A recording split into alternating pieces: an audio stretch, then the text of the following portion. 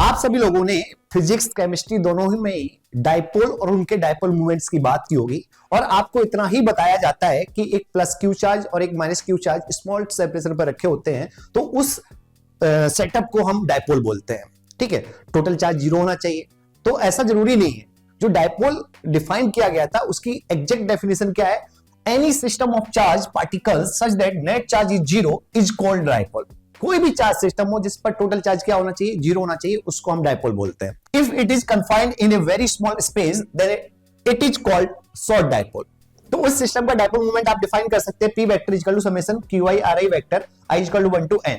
यहां पर जो चार्जेस है वो साइन के साथ डालने हैं, आर वेक्टर उनके करस्पॉन्डिंग पोजीशन वेक्टर है। जब आप वेक्टर फॉर्म में लिखेंगे तो डायपोल मोमेंट का मैग्नीट्यूड विद डायरेक्शन आ जाएगा। जैसे मैं एक सिंपल सा क्वेश्चन ले रहा हूं जो हम लोगों ने जनरली पढ़ा होता है। एक माइनस क्यू चार्ज था और एक यहां पर प्लस क्यू चार्ज था। ठीक है, और ये सेम लाइन पर नहीं भी हो कहीं भी चलेगा। ठीक है, माइनस क्यू चार्ज का यहां से पोजीशन वेक्टर r1 वेक्टर मान लिया, इसका r2 वेक्टर मान लिया। ये बोला इस सिस्टम का डायपोल मोमेंट बताइए, तो मैंने फॉर्मूला लगाया p vector is equal to, इसके लिए हो जाएगा इसका चार्ज माइनस क्यू है और इसका पोजीशन वेक्टर r1 वेक्टर है, इसका पोजीशन वेक्टर r2 वेक्टर है तो इसके लिए हो जाएगा q into r2 वेक्टर। तो फॉर्मूला हमारे पास था summation of qi ra vector.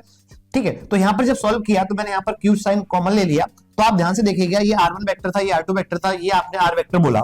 ठीक है, तो r2 minus r1 vector is r vector. तो हमारा डायपोल मोमेंट आ गया q into r vector. r vector किधर से कहां तक के लिए था? माइनस q से प्लस q तक। तो आप इसी को बोल देते हो कि डायपोल मोमेंट का मैग्नीट्यूड होगा किसी भी एक चार्ज का मैग्नीट्यूड इनटू उनके बीच की दूरी और डायरेक्शन होगी from negative charge to positive charge. But ऐसा जरूरी नहीं है, मल्टीपल चार्जेस भी हो सकते हैं। बस कंडीशन होनी चाहिए कि सभी चार्जेस का टोटल सम जीरो होगा, देन उस सेटअप को हम डायपोल बोलेंगे। तो इसी पे बेस्ड हम कुछ क्वेश्चंस करते हैं।